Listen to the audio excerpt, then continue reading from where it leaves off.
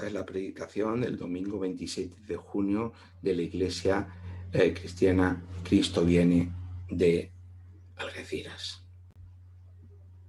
En esta mañana vamos a predicar sobre el texto de Efesios, capítulo 2 de Efesios, versículos 11 al 22. No lo vamos a leer ahora porque lo vamos a ir viendo versículo a versículo para así no hacer demasiado extensa el vídeo. Como digo, en esta mañana la predicación tiene como base la segunda parte del capítulo 2 de la carta a los Efesios y la primera parte que ya la vimos la semana pasada, en los versículos 1 al 11. Esa parte que es muy conocida en las iglesias evangélicas, sin embargo, esta segunda parte frecuentemente se olvida, frecuentemente nos olvidamos de ella. Y sin embargo, lo que hay que darse cuenta es que en realidad, aunque yo he dicho parte 1 y parte 2 por una cuestión de orden, y una cuestión porque no se puede ver todo en una misma predicación, un mismo domingo, en realidad no son dos textos independientes, sino que forman parte de la misma argumentación. El texto está procediendo de una forma orgánica, unitaria, y no estamos legitimados para decir aquí hay una parte y aquí otra parte, porque en realidad conforma una unidad. Y esto es el problema siempre de tener las divisiones que tenemos hechas en la Biblia. En primer lugar, la división en versículos y capítulos, que efectivamente nos ayuda muchísimo, pero que en otras ocasiones nos juegan malas pasadas. Y otra, que las ediciones de nuestras Biblias están preparadas muchas veces con divisiones o subdivisiones bueno, porque son subjetivas hasta un cierto punto y que por lo tanto a veces pues, nos hacen tener unos patrones de lectura porque nos paramos en esas subdivisiones, cuando en realidad esas subdivisiones a veces no son las más correctas. Y esto es lo que ocurre en este texto, porque precisamente el versículo 11 empieza con un por tanto, o con un pues, por tanto acordaos, o recordad pues, como tengo también en otra versión, de forma y manera que existe una causación, una causalidad entre lo que viene a partir del versículo 11 y lo anterior. No hay una escisión, una separación, sino que hay una relación de causa-efecto entre estas dos partes del texto. El capítulo 2 comienza diciendo que tanto gentiles como judíos están en igualdad de condiciones sin Cristo porque están bajo el poder del pecado, ¿no? Así que la salvación, que es por gracia, por medio de la fe, une a Cristo en su cruz y en su resurrección para rescatarnos de la muerte y darnos vida. Por tanto, como consecuencia de lo anterior, como resultado de lo anterior, esto es lo que nos ha dicho 1.11, como consecuencia de eso, lo que encontramos a partir del 11, los gentiles, a través de la unión con Cristo por medio de la fe, son ahora hechos participantes de la promesa y del pueblo de Dios. Aunque no eran parte del pueblo de Dios, ahora en Cristo lo son. Y esto es lo que nos está diciendo básicamente lo que tendremos del 11 hasta el 22. Hay también una similitud entre el versículo 1 del capítulo 2 y el versículo 11 de este capítulo 2. En ese versículo 1 que viene 1 y 2, que está hablando de los efesios tanto en cuanto a gentiles, y está diciendo, bueno, están en igualdad de condiciones que el pueblo de Dios, que los judíos como pueblo de Dios. Eso que está muy desarrollado en el principio de la carta a los romanos, como ya decíamos la semana pasada, tiene ahí una forma mucho más sintética y concentrada en este capítulo, al principio de este capítulo 2, y vuelve a retomarse en este versículo 11, en el que dice: por tanto, acordaos de que en otro tiempo vosotros, los gentiles, en cuanto a la carne, erais llamado incircuncisión por la llamada circuncisión hecha con mano en la carne. Claro, los efesios eran gentiles según los esfuerzos humanos, según las posibilidades humanas. Sin embargo, de una manera muy sutil, el apóstol Pablo iguala a judíos y gentiles cuando dice que aquellos que llaman a los gentiles incircuncisos tienen su propia circuncisión hecha en la carne, hecha con mano en la carne. Es decir, también según los esfuerzos humanos. Ya explicamos que la carne no tenemos que, cuando encontramos la expresión carne o la carne, no siempre tiene que ver con el pecado. La carne son las capacidades humanas, los esfuerzos humanos, las limitaciones humanas o incluso la corporalidad humana.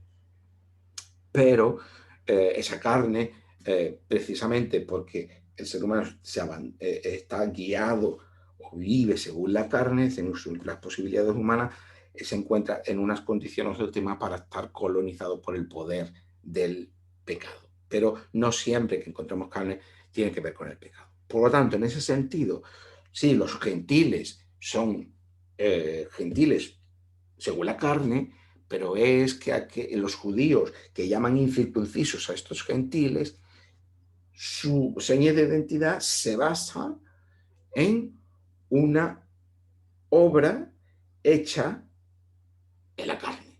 Y de una forma está igualando judíos y gentiles.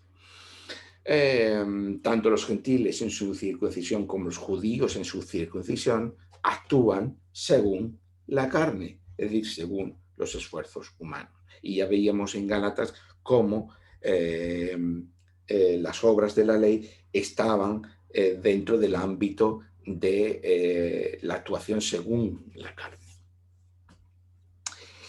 Sigue diciendo el versículo 12, en aquel tiempo estabais sin Cristo, alejados de la ciudadanía de Israel y ajenos a los pactos de la promesa, sin esperanza y sin Dios en el mundo. Fijaos aquí lo que está enfatizando el texto, que en el pasado, antes de conocer a Cristo, los gentiles, claro, por ser gentiles, estaban lejos del pacto de Dios con su pueblo y de la pertenencia al pueblo de Dios y por lo tanto lejos de las promesas de Dios. Pero en lugar de decir que lo están porque no pertenecen al pueblo de Dios, porque no están circuncidados, como sería la lógica judía, el punto de referencia está, el énfasis está en aquel tiempo estabais sin Cristo. Es decir, estabais alejados del pueblo de Dios porque estabais sin Cristo, no porque no estuvierais circuncidados. Esto es lo que está aquí argumentándose. Por lo tanto, estaban sin esperanza y sin Dios en el mundo. Esta es la expresión que usa aquí el texto. Porque estaban lejos del pacto de Dios con su pueblo y de la promesa dada a Abraham. Aunque esa promesa, como ya hemos visto anteriormente, tenía como finalidad, como dimensión de alcance, los propios gentiles. Vale. Ahora bien, como ya hemos dicho, ¿cuál es el signo de pertenencia al pacto? Y con ello al pueblo de Dios, la circuncisión.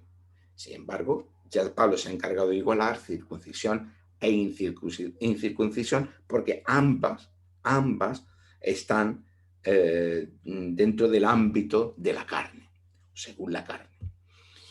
Esa circuncisión que separaba a judíos de gentiles, esa obra de la ley que está separando a judíos y gentiles, porque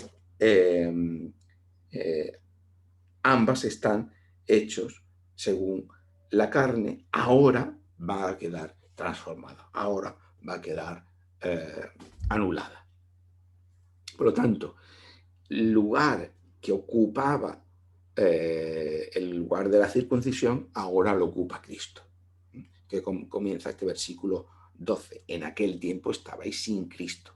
Por lo tanto, lo que marca, como ya vimos en Gálatas, a partir de Cristo, la pertenencia al pueblo de Dios no es la condición de judío, no es el pasar por la circuncisión y por el resto de obras de la ley, sino por la mediación de Cristo y, en ese sentido, por la fe.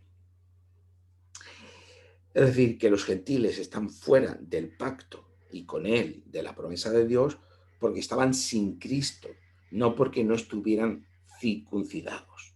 Estar sin Cristo es lo que les lleva a estar sin esperanza y sin Dios en el mundo. Pero ahora, versículo 13, en Cristo Jesús, fijaos, la contraposición de ese versículo 12, sin Cristo y ahora, pero ahora estáis en Cristo Jesús. Vosotros que en otro tiempo estabais lejos, habéis sido hechos cercanos por la sangre de Cristo. Ahora que estáis en Cristo, por gracia, por medio de la fe, como se ha dicho en 1:10, ahora, sin tener necesidad de la circuncisión, solo por estar en Cristo, los efesios son hechos cercanos al pueblo de Dios. Y más que cercanos, son hechos parte del mismo pueblo de Dios, que es lo que tenemos en el versículo 14. Cristo es nuestra paz, que de ambos pueblos hizo uno, derribando la pared intermedia de separación. Si la circuncisión es la que marca o la que marcaba la pertenencia al pueblo de Dios, y esto dividía a judíos de gentiles, ahora ese lugar lo ocupa Cristo, entonces ya no hay separación. Todos los que están en Cristo, por medio de la fe, pertenecen sin distinción al pueblo de Dios. Todos los que están en Cristo, por medio de la fe, pertenecen sin distinción al pueblo de Dios. Como veremos, la justificación por la fe, por gracia, por medio de la fe, va unida sin separación a la pertenencia al pueblo de Dios. Incluso esta distinción entre judíos y gentiles estaba físicamente representada en el propio templo de Jerusalén, en el que el espacio de los judíos, el atrio, el espacio de los judíos y de los gentiles estaba delimitado físicamente. Estaba el patio de los gentiles, el atrio de los gentiles, o los gentiles tenían su propio patio, su propio atrio, ¿no? Y ese espacio de separación entre judíos y gentiles no podía ser violado so pena de muerte. O sea que el gentil no podía estar en el patio, en el espacio de los judíos. Pues bien, esta distinción, lo que está diciendo aquí en los textos, está abolida en Cristo, a través del único pueblo de Dios. Se sigue diciendo en el versículo 15, aboliendo Cristo en su carne las enemistades, la ley de los mandamientos expresados en ordenanzas, para crear en sí mismo de los dos un solo y nuevo hombre, haciendo la paz. Cristo ha abolido en su carne, y aquí carne, como vemos, significa cuerpo, ya he dicho esto varias veces, la ley, es decir, bueno, a decirlo, Cristo ha abolido en su carne la ley con sus mandamientos y con sus ordenanzas. Y esto es un poco, o la supera, o la completa, como queramos verlo, lo que vemos en Gálatas 3, versículo 13 al 14. Que decía allí, la cruz de Cristo está superando la ley, aboliendo las obras de la ley, para que de esa manera la bendición de Abraham alcanzara a los gentiles, a fin de que por la fe recibiéramos la promesa del Espíritu, que es lo que está diciendo Gálatas, ¿no? Claro, la promesa dada a Abraham era que iba a constituir a partir de él un pueblo para ser de bendición a todas las naciones. Pero en el momento que se introduce la circuncisión como elemento, como señal de pertenencia al pueblo, eso, y con ello la ley, o eso gracias a porque se introduce la ley se convierte, o más concretamente las obras de la ley, la circuncisión, el sistema de pureza, y el sábado representa un freno, representa un obstáculo para que la promesa de Abraham se cumpliera. Es decir, para que los gentiles quedaran incluidos de pleno en el pueblo de Dios de forma totalmente integrada como miembros de pleno derecho, diríamos hoy. ¿Qué es lo que ocurre? Que Cristo en la cruz, haciéndose maldición, porque la ley sancionaba al que colgado en un madero como maldito, pues le está superando la ley, está haciendo inservible la ley. ¿Para qué? Para que ese freno, ese obstáculo que había para que los gentiles se incorporaran al único pueblo de Dios pudiera estar, pudiera desaparecer. Pues bien, esta misma, que es lo que está diciendo Gálatas, en esta misma lógica, es lo que tenemos aquí en Efesios. Cristo en la cruz está aboliendo las obras de la ley para poner en marcha una nueva creación. El anticipo de esa nueva creación es que judíos y gentiles están unidos en un único pueblo, pero que también en ese único pueblo hay un nuevo ser humano, que no está conformado por las leyes humanas, sino por Cristo y por la acción del Espíritu Santo, que es lo que hemos estado viendo. Y es lo que nos dice el versículo 16. Y mediante la cruz reconciliar con Dios a ambos en un solo cuerpo, matando en ellas las enemistades. Aquí está haciendo una comparación entre el pueblo y el cuerpo humano, la corporeidad humana y la corporatividad del pueblo de Dios, ¿no? De hecho, la iglesia también se menciona en el Nuevo Testamento como cuerpo de Cristo. Entonces, tenemos, por tanto, la cruz es la reconciliación en un solo pueblo, en un solo cuerpo, a judíos y gentiles. De manera que esas enemistades mutuas que había entre ellos, entre esos dos pueblos, quedan abolidas, quedan superadas. Sigue diciendo versículos 17 y 18, y vino Cristo y anunció las buenas nuevas de paz a vosotros que estabais lejos y a nosotros que estábamos cerca y los que estáis cerca, porque por medio de él, los unos y los otros, tenemos entrada por el mismo Espíritu al Padre. Y veis que nuevamente judíos y gentiles están aquí igualados, de forma manera que todos tienen el mismo acceso al Padre. ¿Por qué? Por un mismo Espíritu, por medio del Espíritu Santo. ¿Por qué? Porque Cristo ya en la cruz ha reconciliado a judíos y gentiles. ¿Por qué? Porque ha abolido esas obras de la ley, esa separación que está marcada por la propia ley. El Evangelio, entonces, aquí es claro, judíos y gentiles forman parte del mismo pueblo de Dios y tienen acceso al Padre por medio del Espíritu gracias a la cruz de Cristo. El resultado de lo anterior, el versículo 19, por eso ya no sois extranjeros ni forasteros, sino conciudadanos de los santos y miembros de la familia de Dios. El resultado de la justificación no es que seamos declarados justos en solitario, no es que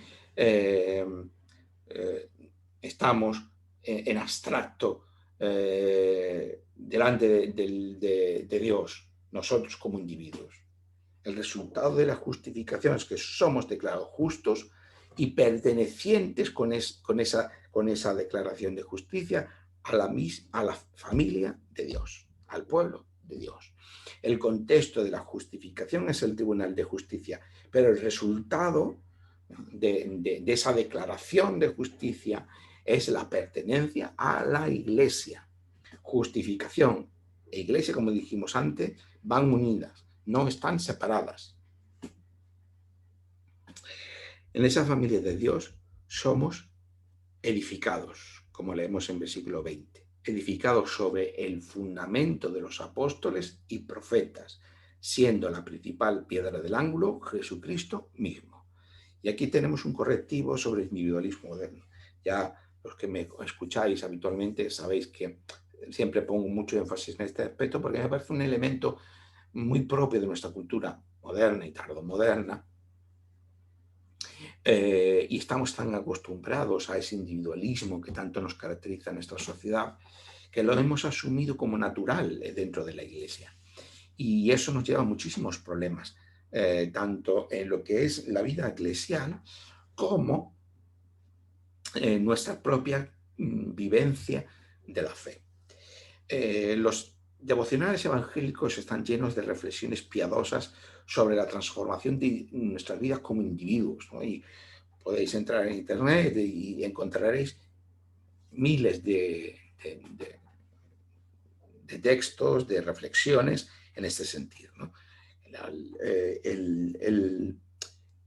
La idea siempre es la misma. El poder del Evangelio es transformador, pero transformador de ti como individuo, como persona individual. Y toda la transformación que tiene el Evangelio tiene que ver contigo como persona, como individuo. Como mucho llega esa transformación a tu vida personal, familiar. Pero ahí se queda. Claro, esto es un esquema muy concreto de la recepción de nuestra cultura moderna y en ese ámbito de una determinada forma de entenderla. Sin embargo, aquí en Efesios nuestra edificación no es en solitario. Y no está hablando de la edificación personal, de una construcción de uno mismo, claro, porque la Biblia está alejada de esas categorías de pensamiento, claro, evidentemente, ¿no? Nuestra edificación no es en solitario, sino como parte de la familia de Dios.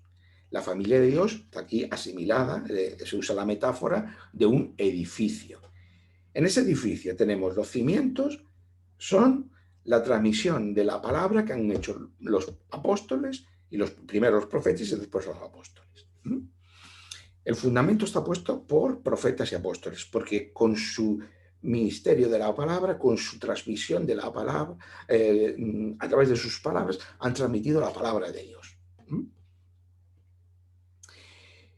Pero si bien los apóstoles y profetas son el cimiento, la pieza clave por el que el edificio se mantiene es Jesucristo. Es decir, los pilares, diríamos nosotros hoy, es Jesucristo.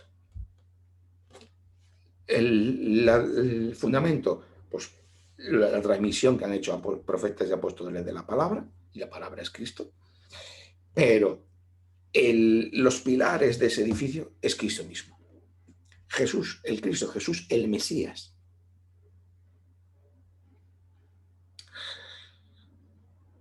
Por eso sigue diciendo el 21, en Cristo, todos los que están en Cristo, todo el edificio, bien coordinado, va creciendo para ser un templo santo en el Señor. Es muy claro. En Cristo somos un edificio en construcción del que nosotros como individuos formamos parte. Pero esa edificación no es la edificación de mí como individuo, como persona solitaria.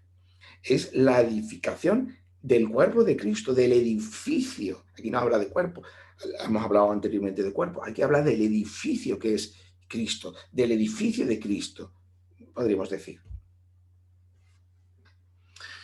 Por tanto, claro, no se trata de la edificación mía, sino la edificación de algo más grande que nosotros mismos, de la familia de Dios, del cuerpo de Cristo, del edificio que representa el pueblo de Dios. Y es lo que tenemos en el versículo 22, en quien vosotros también, como antes gentiles, ahora que estáis en Cristo, que pertenecéis al mismo pueblo de Dios, sois juntamente edificados para ¿qué? Morada de Dios en el Espíritu. ¿Por qué? Porque el templo que representa, el templo representaba la presencia de Dios. Y esa presencia de Dios en Cristo es el mismo. Eh, y ahora que Cristo ha muerto en la cruz, ha resucitado y está ascendido a los cielos, ese edificio es el pueblo de Dios, en el que Cristo es esos pilares que lo sostienen. ¿Para qué? Para que seamos, para constituir morada de Dios en el Espíritu Santo. Es decir, que Dios está presente en el mundo a través de su pueblo. Todos los que creen en Cristo pertenecen a este edificio, para, como pueblo de Dios, constituirnos en el templo de Dios, que representa la morada de Dios a través de su Espíritu. Hay una unión entre la eclesiología y la Trinidad, aquí, si lo queremos hablar en términos, digamos, doctrinales. Lo que nos interesa resaltar es que frecuentemente se ha hecho de la justificación una doctrina abstracta, de una relación ideal entre Dios y el ser humano en cuanto a individuo solitario, pero esa de una manera ajena, de una manera de pensar ajena a la propia Biblia.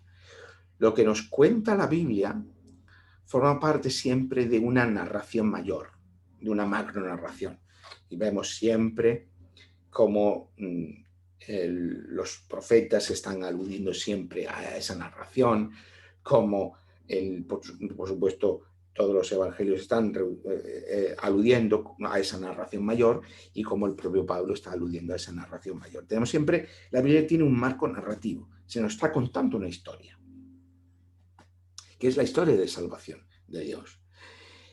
Y todo lo que se cuenta en la Biblia, todos los textos de la Biblia están incluidos como forman parte de esa narración. De cierto modo, nosotros, con nuestra vida diaria, también formamos parte de esa narración, porque esa narración está todavía sin terminar, está todavía por cerrarse. Pero la Biblia siempre tiene ese marco narrativo. Por lo tanto, no son los versículos aislados los que importan, y podemos estar aludiendo a versículos sueltos, sino que los versículos tienen su sentido porque forman parte de una narración mayor, de un marco narrativo siempre mayor. Por eso no hay que contentarse con los versículos sueltos, sean citarlos, aprenderlos de memoria o meditar en ellos de forma aislada, sino que si hay que aprender de memoria, aprendamos unidades literarias completas dentro de la propia Biblia. Por lo tanto, no te contentes con aprenderte un versículo de un salmo, sino apréndete el salmo entero, porque es la manera de no desfigurarlo en su sentido, y como eso todo. Pero de la misma manera que tenemos siempre ese marco narrativo presente a lo largo de toda la Biblia, y en ese marco debemos leer la Biblia y entender la Biblia, interpretar la Biblia dentro de ese marco. De la misma manera, dijo, el receptor de esa salvación no es nunca un individuo solo o aislado. Esto no significa, claro, que nuestra cultura está totalmente conformada por la construcción de la persona individual. No entendamos que la salvación tiene también esa dimensión individual. No estoy diciendo eso. Claro que la tiene, pero que no debemos reducirlo a eso. Que la salvación, por tanto, en la Biblia nunca es un individuo solo aislado, que quiere decirse que no tiene ese enfoque, esa comprensión, esa manera de conceptualizar las cosas, sino una persona que siempre está en relación a otras como parte de un pueblo de Dios. No somos individuos aislados, formamos parte de un pueblo. Es más, el pueblo tiene precedencia sobre el individuo. Y esto es una forma en la que, como piensa la Biblia, contraria completamente a cómo lo hacemos nosotros por nuestra cultura. El receptor de la salvación de Dios, por decirlo de alguna manera, es una comunidad y no un individuo. Y ya lo he explicado en otras ocasiones, y no quiero que nadie se lleve a engaño, ni nadie se lleve a equívoco. No es que por pertenecer a la comunidad seamos salvos. no es ese es el concepto, tampoco es este el concepto. La única relacionalidad salvadora es en Cristo, estar en Cristo.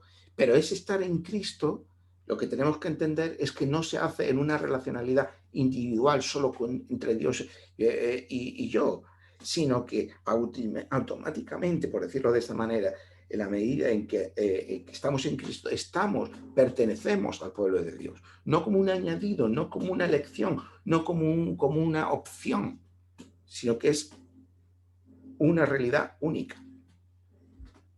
Frecuentemente cuando pensamos en la Iglesia, también podemos pensar en la Iglesia como la suma de creyentes individuales. Incluso cuando pensamos en la Iglesia como comunidad, pensamos en cómo la comunidad me sirve a mí en cuanto individuo. Esto es una forma muchas veces que no nos damos cuenta, pero es nuestra manera de pensar. Es decir, no es...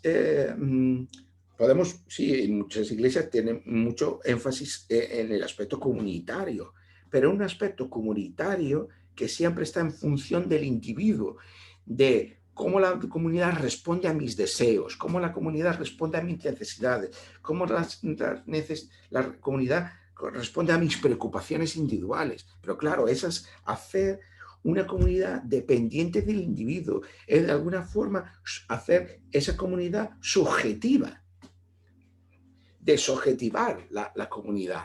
En realidad es una comunidad que en realidad no es comunidad, es una, una relación intersubjetiva entre otros, no es una construcción común, sino que es una unión de individuos. Y en la medida en que ese conjunto de individuos está satisfaciendo mis necesidades, mis preocupaciones y mis deseos individuales, entonces es comunidad. Vale, y me interesa. Pero si no lo es, entonces me legitima a mí, ¿para qué? Para abandonarla. Pero claro, es una manera de determinar que la comunidad siempre está en función del individuo. En ese caso, la comunidad está al servicio del individuo. Y pensamos que si no cubre esas necesidades individuales, pues entonces no es propiamente comunidad. Claro, y de ahí parten muchísimos de los problemas y de los conflictos que existen en las iglesias, parten de aquí. ¿Por qué? Porque estamos pensando siempre en términos individuales. Y estamos pensando siempre en términos de que la iglesia está para servirme a mí. Claro, y este es el pecado original, permíteme expresarlo de esta manera, de la evangelización y de la concepción de la iglesia, de muchas iglesias evangélicas, las que hacen relevantes o se intenta ser relevante la vida de las personas, tanto en cuanto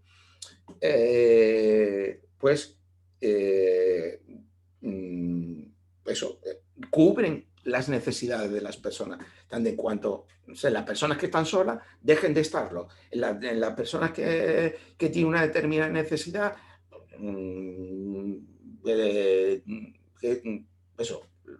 las personas que son inmigrantes tengan una comunidad en la que integrarse y en la que sentirse como en casa. Las personas que están, cualquier problemática X, no quiero seguir mencionando problemáticas concretas, tienen una solución o un respaldo o una sanción de cualquier tipo. Pero claro, ¿eso qué ocurre? Ocurre que las iglesias entonces se convierten en comunidades terapéuticas en función de los individuos y además en el que las expectativas y en las que las actividades de las iglesias se multiplican indefinidamente. Claro, ¿qué ocurre? Que eso agota a las iglesias, porque no hay ninguna iglesia que sea capaz de satisfacer tantas necesidades. Máxime cuando las iglesias, además, son comunidades muy pequeñas, sobre todo aquí en España, en su mayor parte. Por lo tanto, eso es imposible. ¿Y qué le pasa a los pastores, ancianos o cualquier otro tipo de liderazgo? Pero bueno, me centro en la figura del pastor, pues que muchas veces son presa frecuentemente de toda esa red de expectativas insatisfechas. Pues si eso es difícil para una comunidad, para una iglesia, cuanto más para una única persona, que tenga que se espere, que tenga que satisfacer las necesidades de cada uno de los fieles o de los miembros o de los hermanos que constituyen la iglesia. Por lo tanto, eh, esta forma de entender la iglesia nos lleva pues, al conflicto, nos lleva a la parálisis, nos lleva a un montón de aspiraciones, de satisfacciones, que está muy en la lógica también del consumo y de la sociedad terapéutica en la que vivimos. Pasa lo mismo con la familia. Ya no de la iglesia, sino en la sociedad contemporánea. Muchas veces se dice que hay muchos divorcios en la sociedad contemporánea porque la gente no cree en el matrimonio. Y es precisamente, justamente lo contrario, la gente cree demasiado en el matrimonio porque hemos convertido el matrimonio y la familia como el espacio social en el que se generan las fuentes de sentido para las personas, y en la medida en que entonces todo un camino de realización, de satisfacción, de construcción individual pasa por la pareja o pasa por los hijos o pasa por la familia, pero como personas humanas, pues como seres humanos que somos, somos contradictorios, pecamos, no cumplimos las expectativas de los demás, por lo tanto, eso es un foco de tensión y un foco de conflicto. ¿Qué ocurre? Eso es lo que lleva a la disolución y a la ruptura en muchas ocasiones.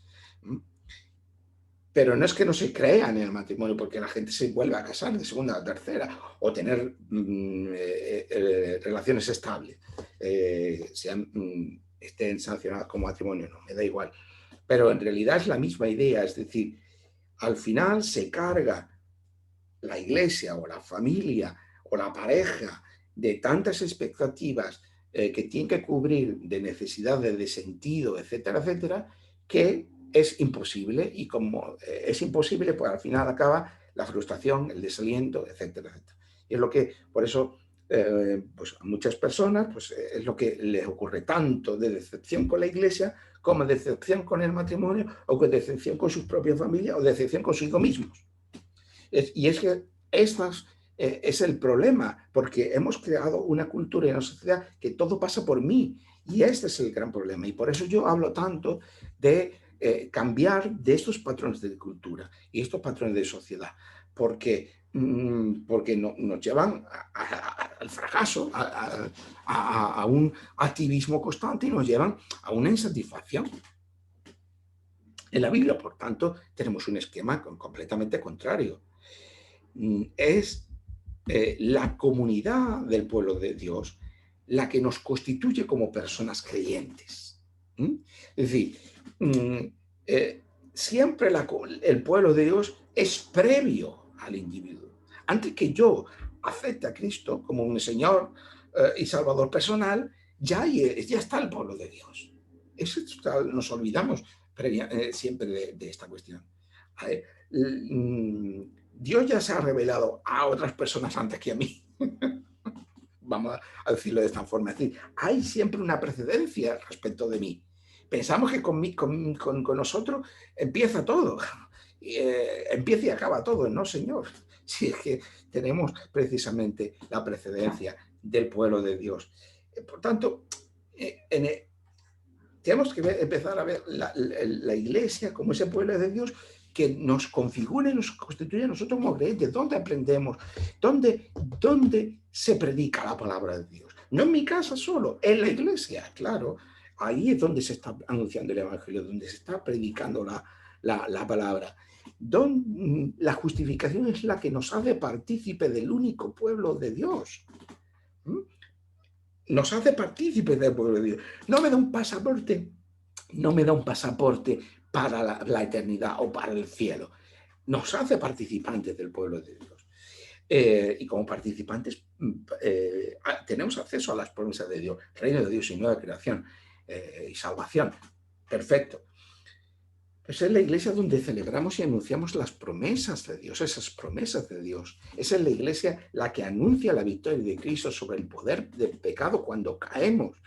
Eh, y es precisamente la iglesia la que también anuncia el poder, que el poder de la muerte está vencido eh, sobre la base de lo que Cristo ha hecho en la cruz y en la resurrección. Y ese es lo que la iglesia anuncia en las postrimerías de nuestra vida, cuando ya nuestra vida está tocando a su fin.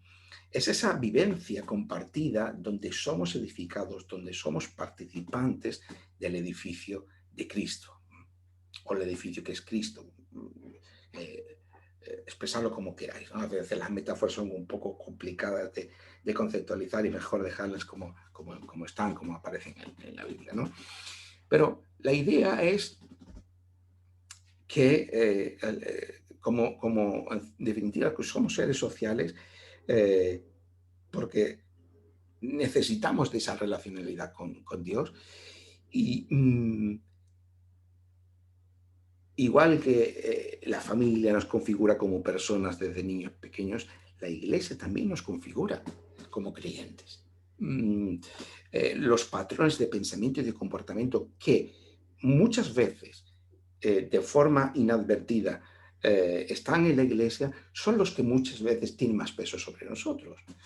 Y a veces para bien y a veces para mal. Porque a veces la iglesia también actúa según la carne, igual que las personas actuamos según la carne, pues la iglesia también actúa muchas veces según la carne. Y igual que podemos ser guiados por el Espíritu Santo, las iglesias son guiadas por el Espíritu Santo, pero muchas veces también actúan según la carne. Entonces, como he dicho en otras ocasiones, no se trata de tener una teoría para aplicar, sino que somos comunidad y en nuestro ser comunidad somos configurados por una serie de patrones de pensamiento y de comportamiento, claro, según lo que interpretamos, leemos, narramos, predicamos de las Escrituras, por supuesto, y por la guía que nos lleva el Espíritu Santo, por supuesto, pero que el ámbito en el que somos configurados es el ámbito de la Iglesia. Y por lo tanto, ahí es donde está el ámbito natural de la vida cristiana. Esto tendría muchas derivadas y muchas cosas, probablemente haciendo muchas preguntas y claro, a veces hay que condensar tanto que a veces ciertas cosas que se pueden decir puedan malinterpretarse, pero bueno, siempre tenemos que correr ese riesgo. Seguiremos meditando en estas cuestiones, pero lo importante es darnos cuenta de una idea muy sencilla en el fondo, que es que la iglesia no está para mí, no está para satisfacerme a mí. Yo soy parte de la iglesia, somos parte de algo más importante que nosotros mismos, que es el pueblo de Dios, y en ese pueblo de Dios es donde somos edificados todos. Esta es la idea básica con la que quiero dejaros. Que el Señor nos ayude no solamente a entenderlo, sino también a vivirlo y que, de alguna manera, pues las prácticas de la Iglesia, los patrones de comportamiento y pensamiento de la Iglesia, lo adoptamos o no, son los que nos están configurando en gran medida. Que el Señor nos ilumine para entender bien estas cosas y que nos dé también, como iglesias, la capacidad de dejarnos guiar por su Espíritu Santo. Hasta aquí esta predicación de hoy. Que así sea. Amén.